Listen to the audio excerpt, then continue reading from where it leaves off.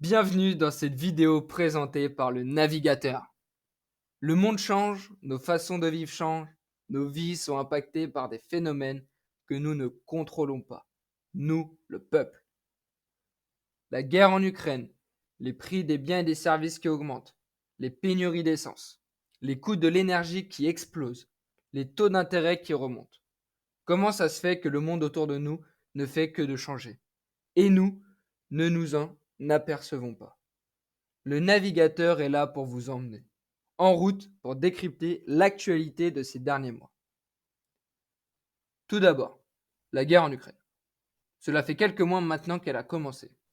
Il est important de rappeler que comme dans toute guerre, il y a de la manipulation envers les populations ainsi que des opérations d'influence. La première victime d'une guerre, c'est toujours la vérité. D'un côté, la Russie, et de l'autre côté, l'Ukraine et l'OTAN, enfin les États-Unis. La guerre en Ukraine montre un problème sérieux à moyen et long terme qui est le changement des équilibres internationaux, le début du déclin de l'Occident. On commence à perdre pied face à la Chine, de l'Inde, et d'une Russie qui s'allie à l'Inde et à la Chine. On le voit bien avec l'opération Vostok, du début septembre 2022, qui a pour but de renforcer la cohésion militaire entre partenaires en faisant des manœuvres avec des avions de combat, des déplacements d'unités de lutte anti-aérienne et des simulations de déminage en mer du Japon. Selon Moscou, plus de 50 000 militaires, plus de 5 000 pièces d'armement, 140 aéronefs, 60 navires de guerre, tout ça en compagnie de la Chine, de l'Inde et de l'Algérie. L'Occident et les États-Unis ont beaucoup moins d'influence à l'international. Si on regarde vis-à-vis des sanctions, il n'y a que quelques pays alliés qui les ont appliquées. Australie, Japon, Corée du Sud. Et le reste non. Que ce soit l'Amérique latine, l'Afrique, l'Asie et le Proche-Orient. Pousser la Russie dans les bras de la Chine, est-ce une bonne idée? C'est peut-être juste tuer l'avenir des Occidentaux. Dans l'équilibre mondial, il faut souligner que plus de 50% de l'économie mondiale est faite en Asie. En plus, l'Occident pousse la Russie vers l'Asie. Sachant que la Russie est le pays qui est le réservoir mondial des différentes matières premières. L'Occident est écouté par de moins en moins de personnes. Le présent, c'est la suite du passé qui prépare le futur. Parler de l'augmentation des taux suit bien cette citation. La BCE, la Banque centrale européenne, a remonté ses taux d'intérêt de 75 points de base. Par commencer le taux de refinancement. Il s'agit du taux d'intérêt que les banques paient quand elles empruntent de la liquidité auprès de la Banque centrale pour une durée d'une semaine, qui est passé de 1,25% à 2%. Le taux de prêt marginal. Il s'agit du taux que les banques paient lorsqu'elles empruntent de la liquidité auprès de la Banque centrale pour une durée de 24 heures, de 1,75% à 2,75%.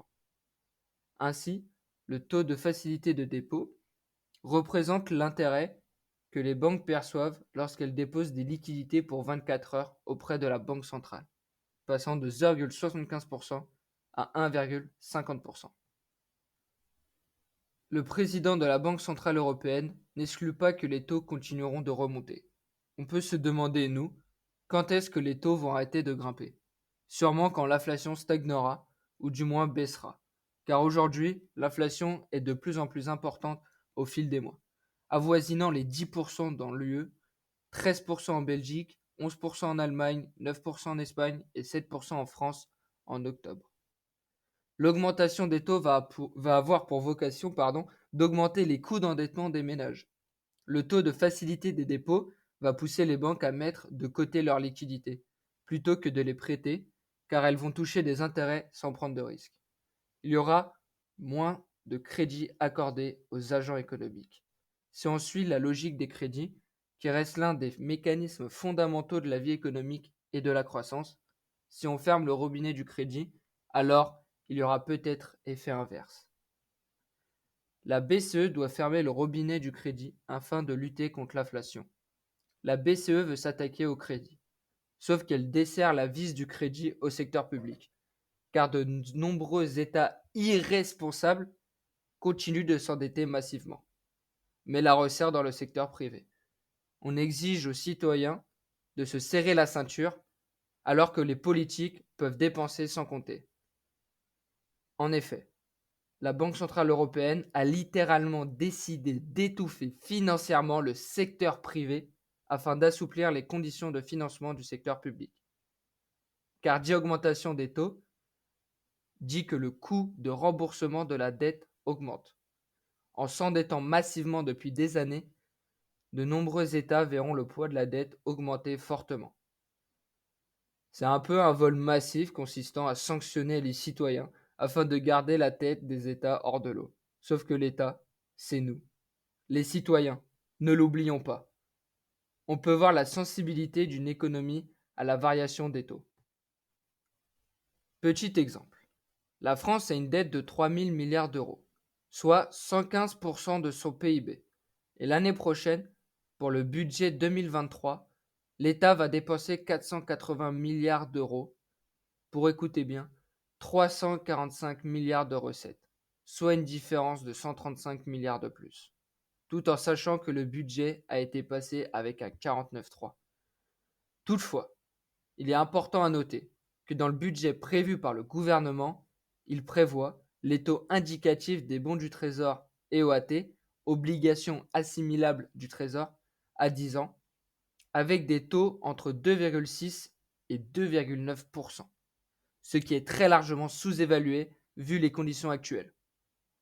La bulle des États est énorme. Mais il faut se pencher sur le déficit public et les recettes de l'État.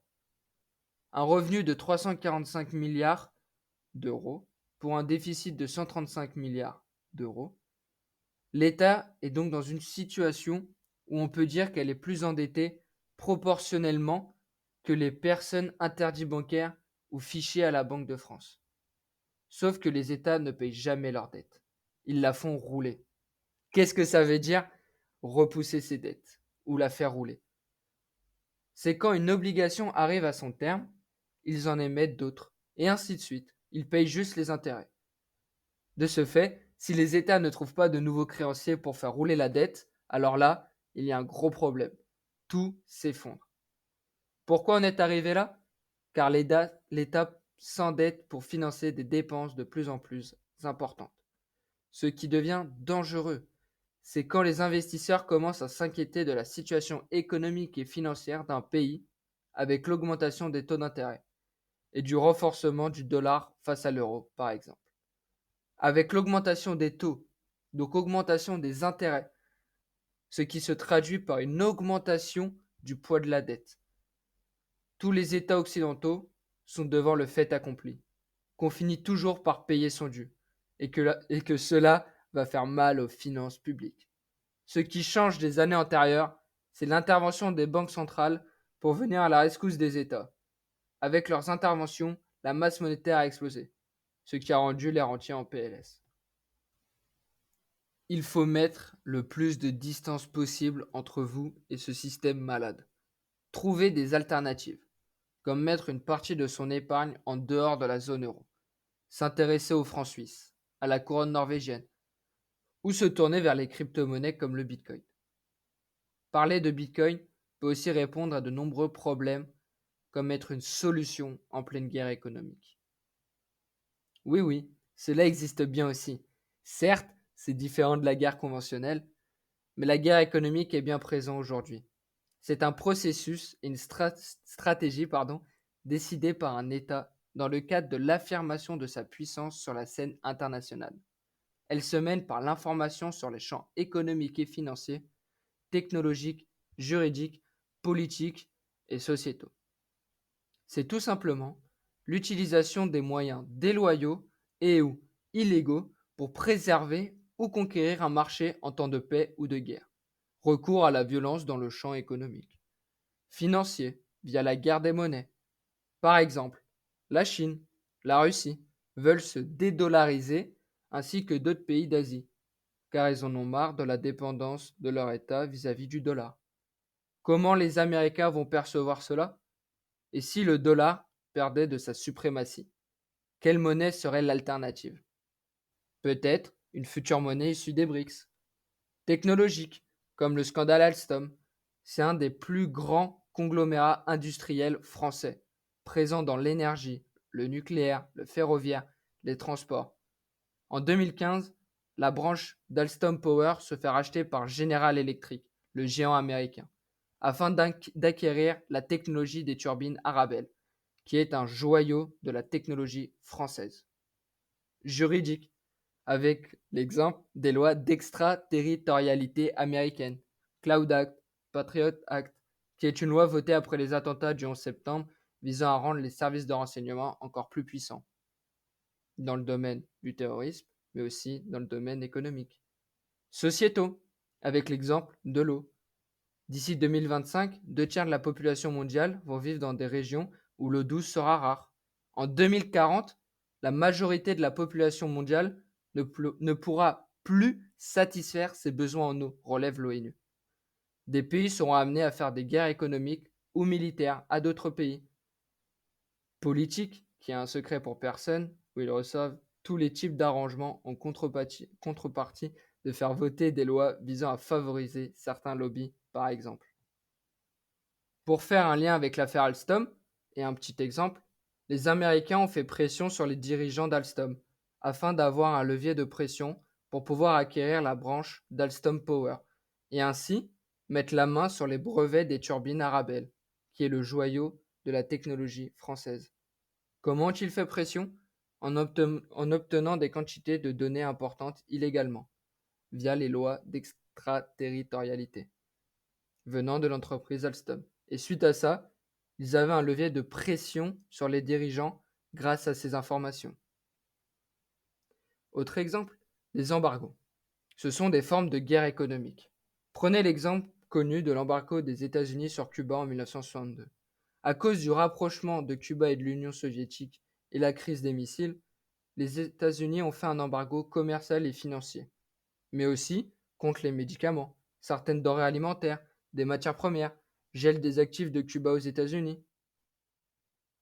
Pour finir avec cette vidéo, avec quelque chose qui nous touche aujourd'hui, nous, qui est la guerre entre la Russie et l'Ukraine. En contrepartie des sanctions de l'Union européenne envers la Russie a décidé de diminuer ses exportations de gaz vers l'Europe, sachant que l'Europe est très très dépendante du gaz russe. Cela va affecter très fortement l'Union européenne et ainsi les coûts de l'énergie vont exploser. Pour finir cette vidéo, je voudrais parler d'une citation du général de Gaulle. Les États n'ont pas d'amis, ils n'ont que des intérêts. C'était un plaisir, le navigateur. À très vite.